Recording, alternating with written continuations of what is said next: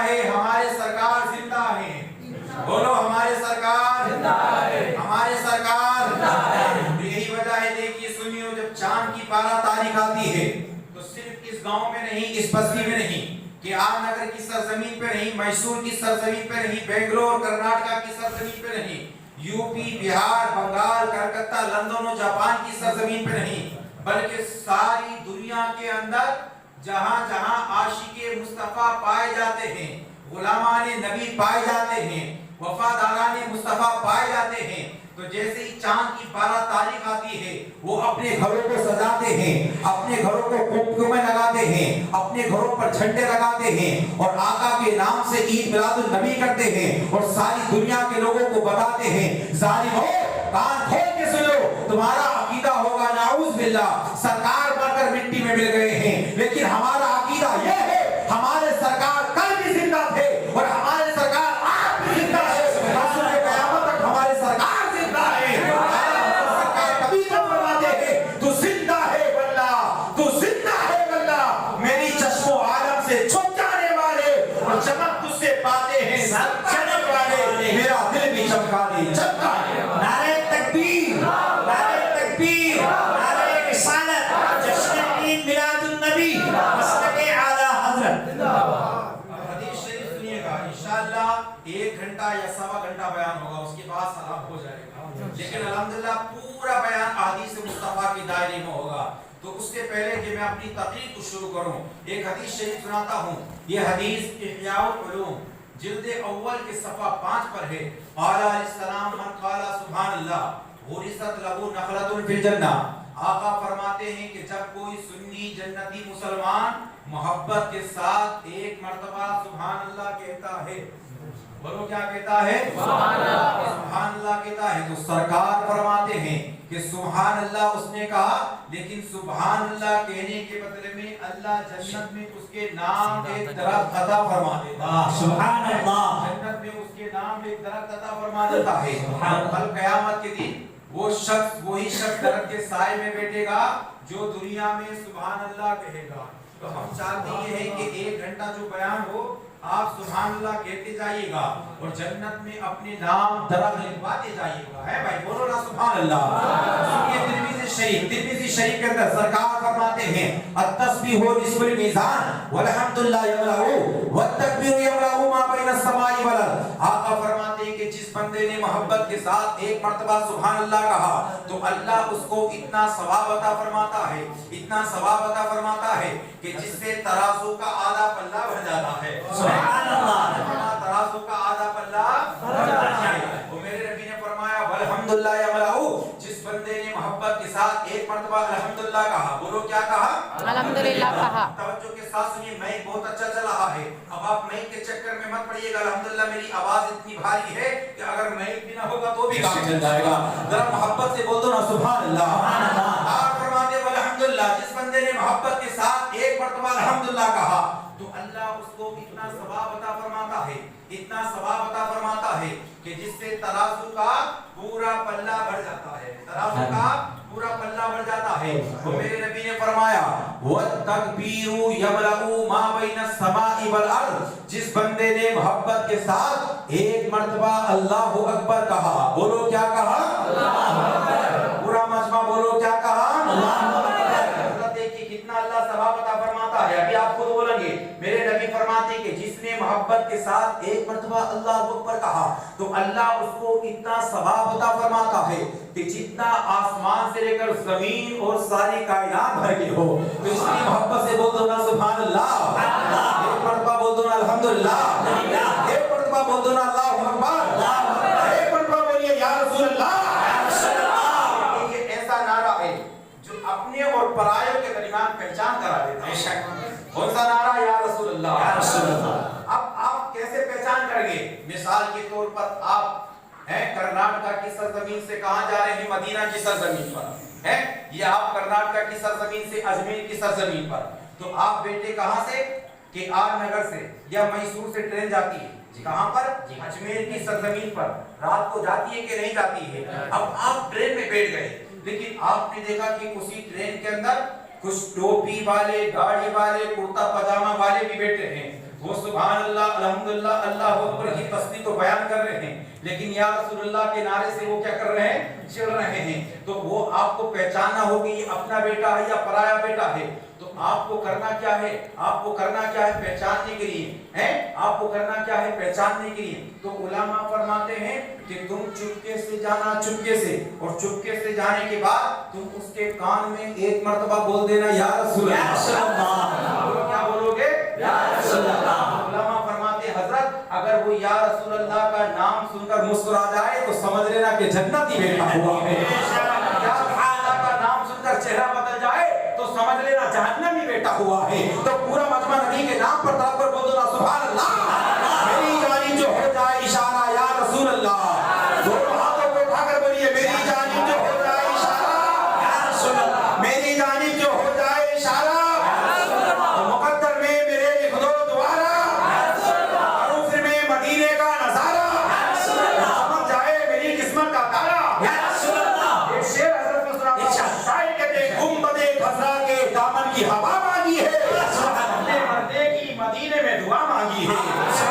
زندگی مانگی تو کسی نے مانگی جنت، ہم فقیروں نے مرنے کی مدینے میں دعا مانگی۔ سبحان اللہ، نعرہ تکبیر، نعرہ تکبیر، جشن عید میلاد النبی، جشن عید میلاد النبی، علماء اہل سنت، نعرہ تکبیر۔ ہمارے مولانا ارشد صاحب کو متشابہ لگ رہا ہے اس لیے کہ مجمع سے نعرہ نہیں لگ رہا ہے، اگر مجمع سے نعرہ لگ جائے گا تو ان کا متشابہ بند ہو جائے گا۔ تو ایسا کام نہیں ہونا چاہیے کہ دونوں طرف سے برابر کے شریک ہونے چاہیے۔ دیکھیے ایک حدیث اور یاد آ رہی ہے، پھر اس کے بعد میں اصل موضوع پہ آتا ہوں۔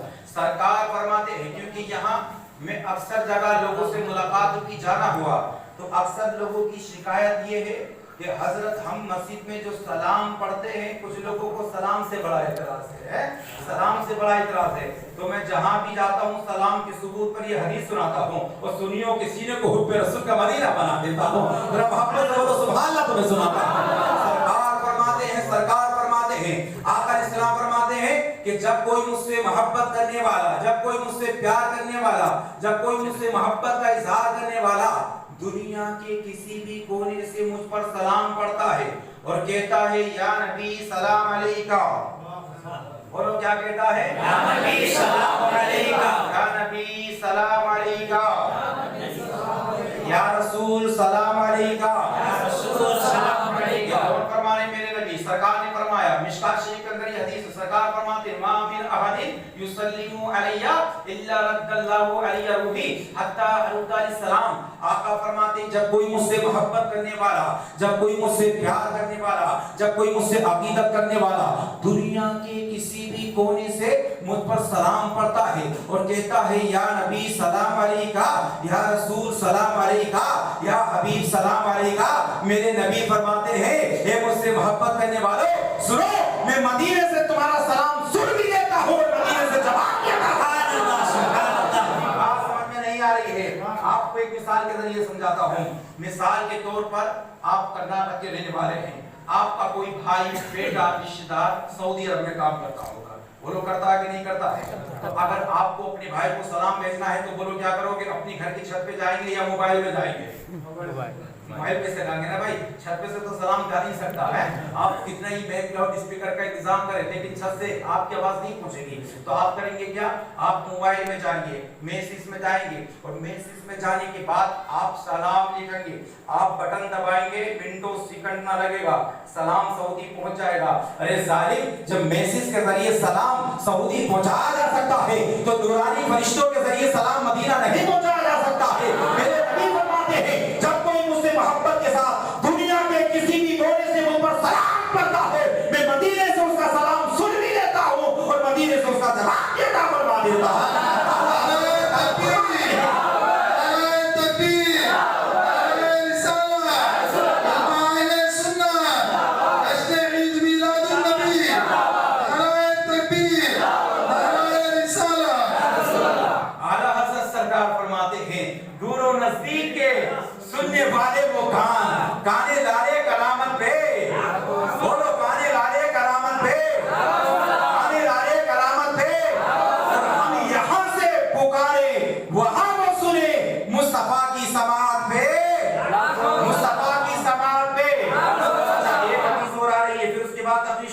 वक्त पर बोलो सुभान अल्लाह। सरकार के प्यारे सहाबी हैं जिनका नाम है हजरत जाबिर। बोलो क्या नाम है? हजरत जाबिर। फरमाते हैं अन जाबिर क़ाला इन्ना बि मक्का हजरन युसल्लिमु इलैया व आरफहु अलल आन। मेरे नबी फरमाते जाबिर सुनो, मक्का में एक पत्थर था, मक्का में एक पत्थर था। सरकार फरमाते जाबिर जब मैं उस पत्थर के पास से गुजरता था तो वो पत्थर बोलता था या नबी सलाम अलैका। देखिए ये हदीस शरीफ सुनने के बाद कोई एतराज नहीं करेगा और इंशाल्लाह मेरा मानना है सुबह को हमारे हजरत जब फजर की नमाज पढ़ाएंगे तो सारे लोग सलाम में शरीफ हो जाएंगे। और इंशाल्लाह अमल होगा कि नहीं होगा? देखिए सरकार फरमाते जाबिर मक्का में एक पत्थर था और जब मैं उस पत्थर के पास से गुजरता ना वो पत्थर कहता था या नबी सलाम अलैका। बोलो क्या कहता था? या नबी सलाम अलैका। सरकार फरमाते जाबिर मैं उस पत्थर को आज तक पहचानता हूं। सुभान अल्लाह। अच्छा वो कौन पत्थर है? वो कौन पत्थर है जो हमारे नबी पर सलाम पढ़ता है?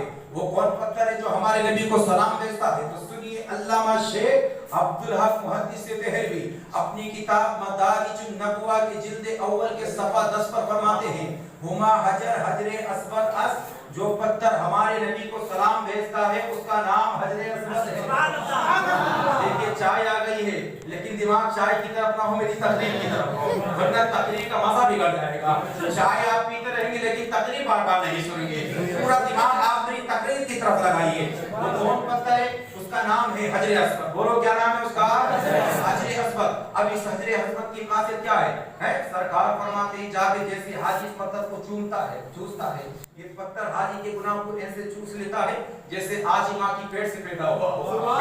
आजाद खाने काबा के अंदर बेशुमार पत्थर थे।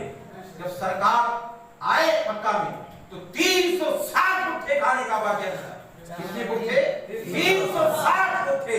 लेकिन 360 बुतों में सिर्फ एक पत्थर ऐसा था जो सरकार को सलाम पढ़ता था, बाकी पत्थर सरकार को सलाम नहीं भेजते थे। और जो सरकार को सलाम पढ़ता था उसका नाम है हजरे अस्वद। क्या नाम है? बोलो हजरे अस्वद। ये वो पत्थर है कि जिसको हमारे और आपके बाप आदम अलैहिस्सलाम जब जन्नत से निकल के आए थे तो अपने साथ यही पत्थर लेकर आए थे। हजरत आदम अलैहिस्सलाम को जब अल्लाह ताला ने लिबास जन्नत उतारा था और आपको जन्नत से बाहर किया तो आप जन्नत से कुछ सामान लाए थे, तो उन्हीं सामानों में आप हजरे अस्वद पिलाए थे। ये वो पत्थर वही रखा है, तो वही पत्थर मेरे नबी पर सलाम पढ़ता था, बाकी पत्थर मेरे नबी पर सलाम नहीं पढ़ते थे।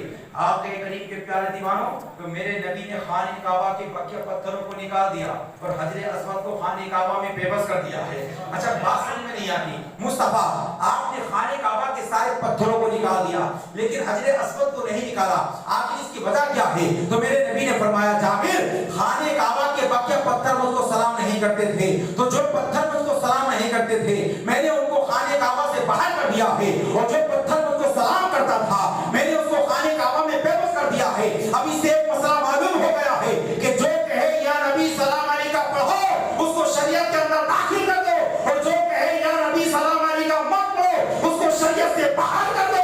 क्योंकि मेरे नबी फरमाते हैं जब कोई मुझसे मोहब्बत करने वाला, जब कोई मुझसे प्यार करने वाला, जब कोई मुझसे अकीदत का इजहार करने वाला दुनिया के किसी भी कोने से मुझ पर सलाम भेजता है, मैं मदीने से उसका सलाम सुन भी लेता हूं और मदीने से जवाब देता हूं।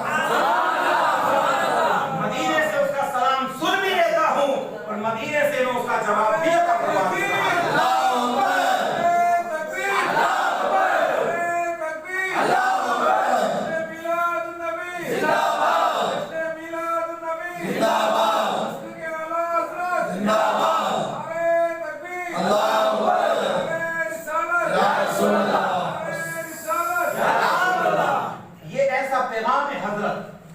इतना प्यारा पैगाम मैंने मिशकात शरीफ के अंदर पढ़ा, अल्लाह की कसम ईमान ताज़ा हो गया। सरकार फरमाते हैं अफ्शुस सलाम अला मन अरफता व मन लम तारिफ। हे लोगों तुम उसको सलाम करोगे जिसको तुम पहचानते हो और उसको भी सलाम करोगे जिसको तुम ना पहचानते हो। मेरे सरकार ने फरमाया तुम उसको सलाम करोगे जिसको तुम पहचानते हो और उसको भी सलाम करोगे जिसको तुम ना पहचानते हो। आप ईमानदारी से बताइए कि सलाम बंद कहाँ किया जाता है? सलाम बंद जब होता है जब आपस में झगड़ा होता है, आपस में नाराजगी होती है। पता चला कि जिसको नबी से झगड़ा है वो सलाम नहीं पड़ेगा और जिसको नबी से प्यार है जब तक जिंदा रहेगा नबी पे सलाम पड़ेगा। और रब्बे काबा की कसम खा के कहता हूं जैसे ही कब्र की दुनिया में जाएगा वहां पे भी नबी